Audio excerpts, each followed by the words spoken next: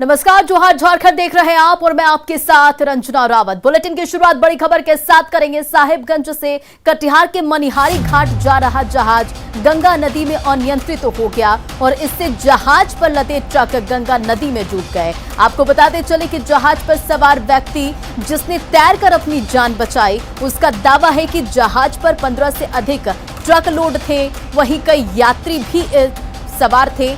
बताया जा रहा है कि जहाज पर क्षमता से ज्यादा ट्रक लोड थे। जहाज रात में साहिबगंज से मनिहार घाट आ रहा था, तभी ये पूरा हादसा हुआ। हालांकि कटिहार जिला प्रशासन इस तरह की घटना से इनकार कर रहा है। कहा जाए तो ये घटना सीमा विवाद में उलझ गई है। उधर डीसी और एसपी बोट से मुक्तेश्वर गंगा घाट की ओर रवाना हो चुके हैं। उधर एनडीआरएफ की टीम भी घटना स्थल पर पहुंच रही है। तो ये दो तस्वीरें आपके सामने इस पूरे मामले से जुड़ी हुई, जहां गंगा में ये बड़ा हादसा हुआ है। जहाज पर लदे ट्रक जो है वो गंगा नदी में समा गए हैं और जहाज पर लदा जो ट्रक है वो डूब गया है। मनिहारी घाट की दूसरी तस्वीर आप देख रहे हैं और पहली तस्वीर साहिबगंज से, जहां गंगा में बड़ा हादसा हुआ है। रास्ता में मेरा जहाज ब्रेक डाउन हो गया, हम एंकर दे के चलने के बाद हम निकले, बस रास्ता में आवाज आया, टायर फट गए, गाड़ी फांग गई, मेरा जहाज बस हो गया। मैं जहाज को कंट्रोल नहीं कर सका, आज गाड़ी फांगने लगा था। समदा घाट टू मनिहारी, समदा घाट एट साहिबगंज और मनिहारी तक फेरी घाट चलता है, पब्लिक फेरी है। इसमें जो कमर्शियल व्हीकल है, उसको एलसीटी बोलते हैं, उसमें ट्रक लेके लोग जाता है। सुबह मॉर्निंग सनराइज से सनसेट तक चलाना है। कल दोपहर बाद में यहाँ से ये एलसीटी खुला था, अभी एग्जैक्ट टाइम हम लोग पता कर रहे हैं। यहाँ से जाने के बाद नदी में कुछ जहाज़ में खराबी के कारण कुछ टाइम लगा, तो उसके बाद इन लोगों ने ठीक करके उसको चलाने की कोशिश करी। उसी में जहाज़ जो है टिल्ट कर गया। टिल्ट करने से जो इसके ऊपर जो खड़े ट्रक थे वो सारे अनबैलेंस हो गए। उसमें से 4 या 5 ट्रक नदी में गिरे हैं, बाकी जहाज पे ही गिरे हुए हैं, आप देख सकते हैं। जहाज में कितना गाड़ी था उसमें? इसमें 17 से 18 गाड़ी था। फिर क्या हुआ? इसमें क्या माप का 6 गाड़ी है, इसमें 6 सब गाड़ी डूब गया। और आइए अब जान लेते हैं कि गंगा नदी में नाव या जहाज के परिचालन के क्या कुछ नियम हैं। सूर्योदय के सूर्यास्त तक ही नावों का संचालन होना है। आपको नियम बता रहे हैं कि क्या कुछ हैं। विशेष परिस्थिति सक्षम अधिकारी से अनुमति जरूरी है। निबंधित नावों का जहाजों के परिचालन को ही अनुमति होती है।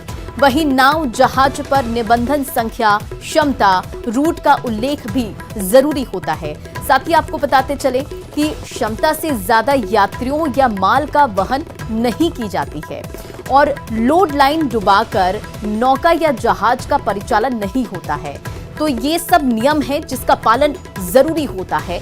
वहीं आपको बताते चले कि नाव और जहाज पर अग्निशमन यंत्रों का भी होना जरूरी होता है। नाव या जहाज में पशुओं के परिवहन की अनुमति नहीं होती है। साथ ही नाव या जहाज में वाहन या मोटरसाइकिल का परिवहन भी नहीं होता है। साथ ही नाव या जहाज में कोविड नियमों का पालन भी अनिवार्य है।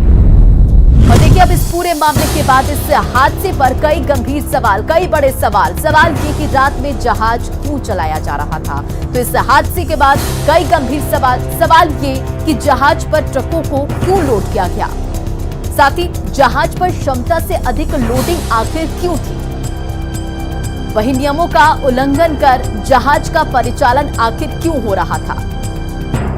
तो ये तमाम सवाल जिनके जवाब भी बेहद जरूरी हैं। हादसे को सीमा विवाद में उलझाने की कोशिश आखिर क्यों की जा रही है और हादसे के लिए जिम्मेदार लोगों पर कार्रवाई कब।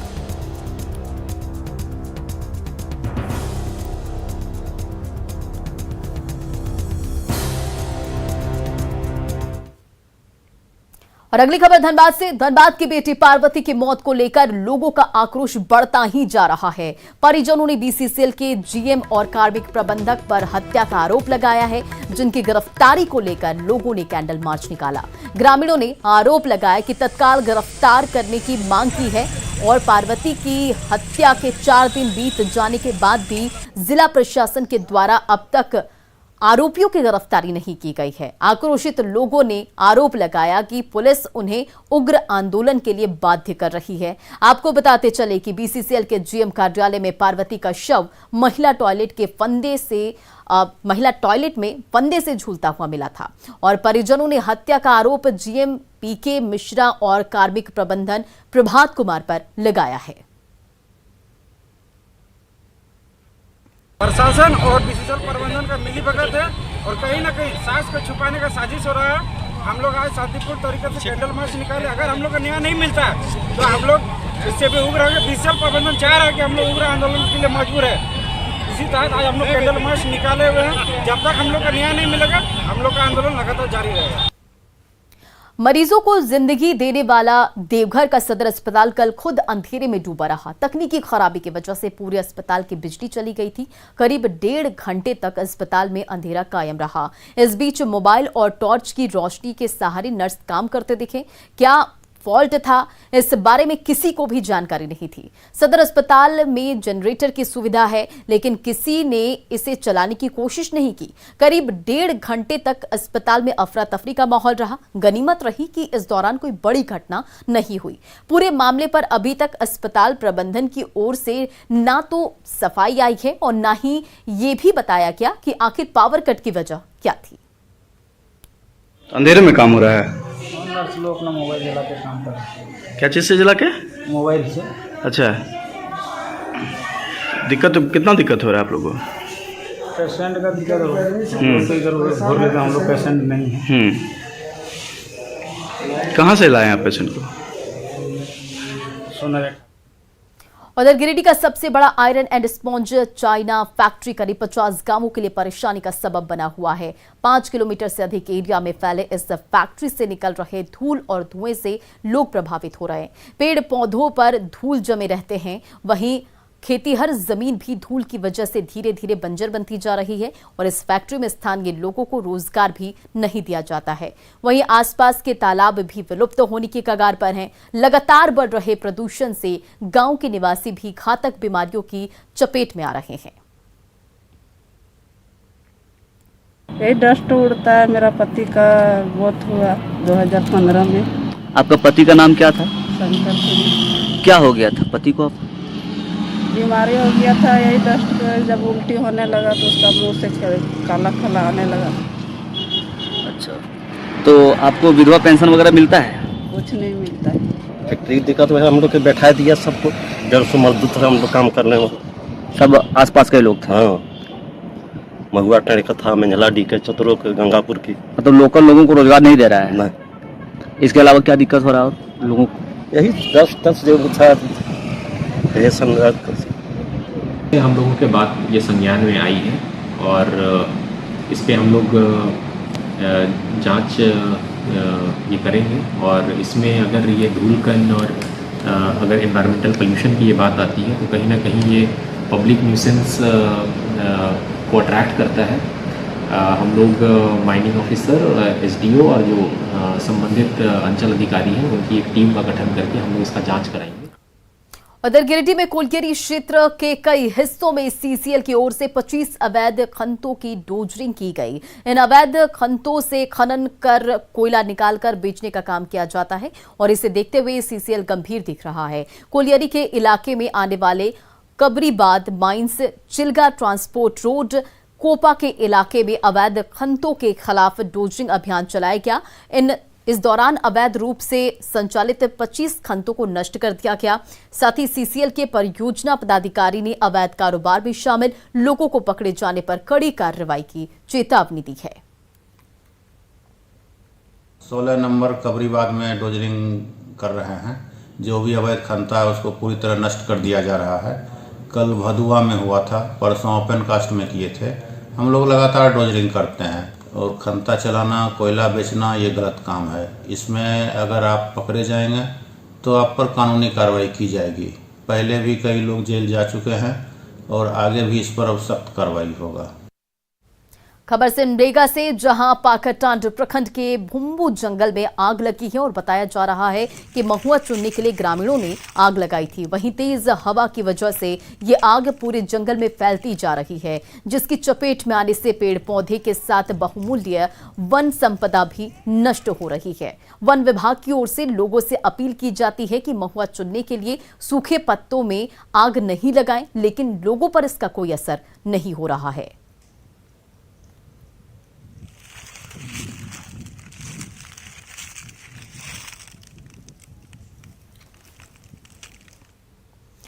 हर घर जल नल योजना का राजधानी रांची में ही हाल बुरा है। ऐसे में निगम की ओर से डीप बोरिंग कराकर लोगों की पानी की जरूरत को पूरा किया जा रहा है। बोरिंग से पानी लेने दूर दूर से लोग आते हैं, लेकिन अब इन जल स्रोतों से अगर आप पानी लेने आएंगे तो आपसे ही बिजली बिल वसूला जाएगा। निगम की ओर से सार्वजनिक स्रोतों से पानी लेने वाले से पैसे की वसूली के प्रस्ताव पर लोग नाराज दिख रहे हैं। वहीं इस मामले पर वार्ड पार्षद ने अब आर्थिक रूप से कमजोर लोगों से पानी के लिए पैसे वसूलने को शर्मनाक बताया है। उन्होंने बताया कि ये प्रस्ताव निगम के स्टैंडिंग कमेटी में डिप्टी मेयर की ओर से दिया गया है और सभी पार्षद इसका विरोध करते हैं। एकदम जायज नहीं, आधा किलोमीटर यहाँ से ढो के पानी ले जाते हैं, तो और उसके बाद भी बिजली सरकार मतलब और सुविधा बढ़ाना चाहिए। दिन पर दिन सुविधा घटाते जा रहा है। ये तो सरकार का एकदम ठगी है। और हम लोग यहाँ से बाल्टी से उठा के कम से कम आधा किलोमीटर ढो के ले जा रहे हैं, फिर आते हैं फिर ले जाते हैं, बहुत दिक्कत होता है। ऐसे में पैसा देना एकदम जायज नहीं है। नहीं, ये गलत बात है। क्यों? ये गवर्नमेंट का काम है, ये तो गवर्नमेंट देगा। तो गवर्नमेंट को घर घर पानी पहुंचाना, पानी घर तक पहुंचाता है तो उसका बिहार हम करेंगे पैसा। ऐसे तो नहीं करिएगा। ऐसे कैसे करेंगे? मेरा जनता जो सर पर पानी ढो रहा है उससे हम पैसा लेने जाएं, ये तो बड़ी उटपटा बात नजर आया है। इसीलिए किसी भी हालत में जनता को पानी ढो के ले जाने पर किसी प्रकार का टैक्स नहीं लगेगा और किसी भी हालत में इस विपत्र को पास नहीं किया जाएगा। विपत्र आती भी है तो इसका भुगतान पीएचडी को करना होगा। रांची नगर निगम न भुगतान करेगी इसका और न पब्लिक से भुगतान करने देंगे। गर्मी के आहट के साथ ही रामगढ़ में वार्ड नंबर 29 के लोहड़ी टोला में ग्रामीण पेयजल की किल्लत से जूझ रहे हैं और इस टोले में 1000 से अधिक की आबादी निवास करती है। 4 साल पहले पानी की सप्लाई के लिए यहां पाइपलाइन भी बिछाई गई थी, लेकिन ग्रामीणों के घरों तक नल जल योजना का लाभ नहीं पहुंचा और वार्ड के वाटर सप्लाई के लिए DMFT यानी कि डिस्ट्रिक्ट मिनरल फाउंडेशन ट्रस्ट की ओर से कांकेबार में पानी की टंकी भी बन चुकी है। बावजूद इसके लोगों का समय पर पानी के लिए जुगाड़ में ही बीत जाता है। और अधिक जानकारी दे रहे हैं रामगढ़ से संवाददाता जावेद। अभी मैं मौजूद हूँ रामगढ़ नगर परिषद के वार्ड नंबर 29 के लोहड़ी टोला में। आप हमारे पीछे देख सकते हैं, यहाँ पर पानी के लिए लाइन लगा हुआ है। महिलाएं, बच्चे और पुरुष यहाँ पर पानी के लिए लाइन लगा कर खड़े हैं। बताया जा रहा है कि DMFT फंड से कांकेबार में जल मीनार का निर्माण कराया गया था। आज से 4 वर्ष पूर्व यहाँ पर पाइपलाइन भी बिछा दिया गया है, लेकिन इनके घरों तक पानी आज तक नहीं पहुँचा है। ऐसे में सीधे यहाँ के ग्रामीणों से बात करें तो बताइए किस तरह की परेशानी हो रही है। यहाँ शहरी क्षेत्र है, बन गया है, मगर टैक्स भी घर के लेता है, कोई साधन भी नहीं है। फिर यहाँ भेपर के लाइट बहुत कमी है, पानी का भी कमी है। सब चीज पानी के लिए कहाँ जाती हैं आप लोग? जाते हैं दूर, स्कूल है सरना स्कूल वहाँ। तो पानी के लिए सुबह से भटकते रहती हैं। इनका कहना है कि सुबह नाश्ता बनाना रहता है, उससे पहले पानी जुगाड़ करना पड़ता है। एक और महिला से बात कर रहे थे, बताइए किस तरह से परेशानी हो रही है। हम लोग तालाब जाते हैं नहाने के लिए, टूटा फूटा चापाकल है, उससे थोड़ा सा बर्तन उर्तन धो लेते हैं। बस दिन भर पानी से परेशान रहते हैं हम लोग। यहाँ पानी की सप्लाई के लिए पिछले 4 सालों से पाइप बिछा हुआ है, लेकिन अभी तक एक बूंद भी नहीं पानी पहुँच पाया लोगों के घरों तक।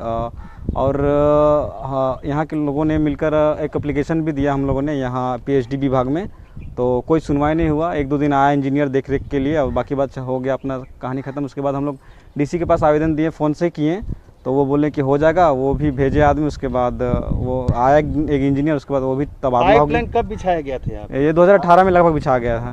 पूरे गांव में बिछा दिया गया? हाँ, पूरा ये सीधे गया है। कितनी आबादी इस टोले की है? ये हाँ लगभग 1000 से ज्यादा होगा। तो पानी नहीं मिलता है? नहीं, पानी नहीं मिलता है। कहते हैं कि डीएमएफटी फंड से जल मीनार आज से 4 वर्ष पूर्व कांकेबार में बना दिया गया है, पाइपलाइन बिछा दी गई है, लेकिन ग्रामीणों के घरों तक एक बूंद पानी भी नहीं पहुंच पाया है। यह शहरी क्षेत्र है, ऐसे में समझा जा सकता है ग्रामीणों को परेशानी। इनका कहना है कि शहर में होने का कोई लाभ अभी तक हम लोगों को नहीं मिल पा रहा है। जावेद खान, न्यूज़ 18 रामगढ़। और अब बात फिल्म दी कश्मीर फाइल्स की। दर्शकों की पसंद बनी फिल्म दी कश्मीर फाइल्स बॉक्स ऑफिस पर राज कर रही है। फिल्म ने 200 करोड़ का शानदार आंकड़ा पार कर लिया है। आलम यह है कि राज्य में लोग इसे सिर्फ मूवी नहीं बल्कि एकता की निशानी बता रहे हैं, और इसी सोच के साथ संघ के लोगों ने पिक्चर शुरू होने से पहले हॉल में एक गीत गाकर पूरे देश को डेडिकेट किया, और संघ के परिवार के लोग पूरे उत्साह के साथ इस मूवी को देखने आए। लोगों ने पूरे हॉल में भारत माता की जय के नारे भी लगाए।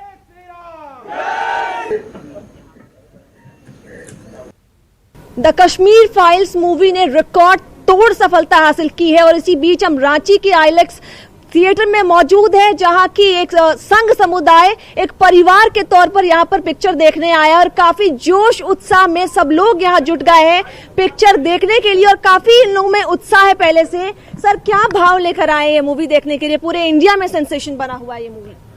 ये मूवी कश्मीर के कश्मीरी पंडितों के जेनोसाइड जो हुआ था 1990 में, उसके बेस पर बनाई गई है।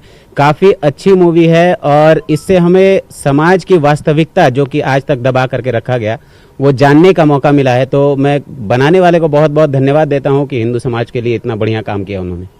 आपको किस तरीके से छू पाई है ये मूवी? ये मूवी बहुत ज्यादा हृदय विदारक है कि किस तरीके से हिंदू समाज के लोगों को वहां पे दबाया गया। ये एक मैसेज है पूरे देश के हिंदू लोगों के लिए कि कम से कम अभी भी जाग जाइए, अपने समाज को बंटने से रोक लीजिए। ये हमारा से राष्ट्र के लिए समर्पण था, और जो हम देख रहे हैं कि आज यहाँ जितने परिवार के जितने लोग आए हुए हैं, ये हमारा एक परिवार है, और हम इस बात को डेडिकेट कर रहे हैं कि हम राष्ट्र में सारे लोग एक हैं, और एक होकर के हमको चलने की जरूरत है।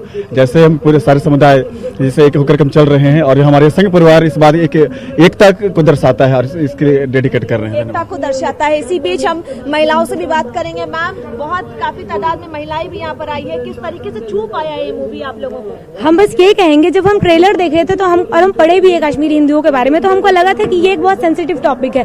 हम सुने थे लोगों के बारे में कि वो खाना नहीं खा पा रहे हैं, कई रातों तक सो नहीं पा रहे। इनफैक्ट कल मेरा एक फ्रेंड गया था, वो भी हमको बताया वो खा नहीं पा रहा है, सो नहीं पा रहा है। लेकिन जब हम खुद ये मूवी देखेंगे, पर्सनली फील किए, तो हमको लगा कि ये सच में एक सच है जो सबको जानना चाहिए, और सबको देखना बहुत जरूरी है। जब से सिर्फ मूवी नहीं, एक एकता की निशानी बता रहे हैं। रांची के लोग इस पिक्चर को लेकर काफी भावुक है, और काफी इस पिक्चर को लेकर एक बहुत ही इंस्पिरेशन बता रहे हैं। कैमरा पर्सन संजीव के साथ रूपाली त्रिपाठी, न्यूज़ 18 रांची। सदन में मुख्यमंत्री प्रश्नकाल समाप्त किए जाने और प्रमोशन में आरक्षण मामले को लेकर बीजेपी ने हेमंत सरकार पर निशाना साधा है। बीजेपी का कहना है कि प्रमोशन में आरक्षण बिल को प्रवर समिति को भेजना चाहिए था। वहीं मुख्यमंत्री प्रश्नकाल समाप्त करने को लेकर बाबूलाल मरांडी ने कहा कि सीएम खुद जनता के सवालों से दूर भागे, और इससे बड़ा दुर्भाग्य कुछ नहीं हो सकता।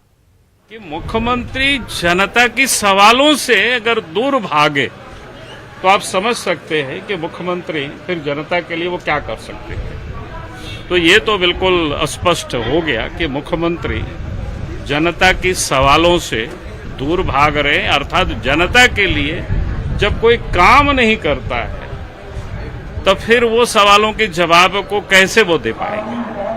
और इसीलिए आज मुख्यमंत्री प्रश्नकाल को समाप्त कर, जो प्रमोशन उनके भी होना चाहिए, और उसके लिए हड़बड़ी में जो बिल आई, आप इसको प्रवर समिति में भेजिए, तो कहीं से भी कोई अनुचित नहीं था। झारखंड के लिए सही मायने में पूछिएगा तो बहुत ही काला दिन है। पूरे देश में यही एक विधानसभा थी जहां की मुख्यमंत्री प्रश्नकाल जो है हुआ करता था। मुख्यमंत्री प्रश्नकाल का मतलब है सीधे सीधे मुख्यमंत्री जी किसी मुद्दे को एड्रेस करते थे, किसी इशू को एड्रेस करते थे, और राज्य की बहुत सारी समस्याएं जो है उससे दूर होती थी। अब इससे किसी को शिकायत तकलीफ नहीं था, लेकिन जेएमएम और कांग्रेस के लोगों को इससे शिकायत थी, और आज इसको निरस्त कर दिया गया। और फिलहाल इस बुलेटिन में इतना ही। बने रहे आप न्यूज़ 18 बिहार झारखंड के साथ।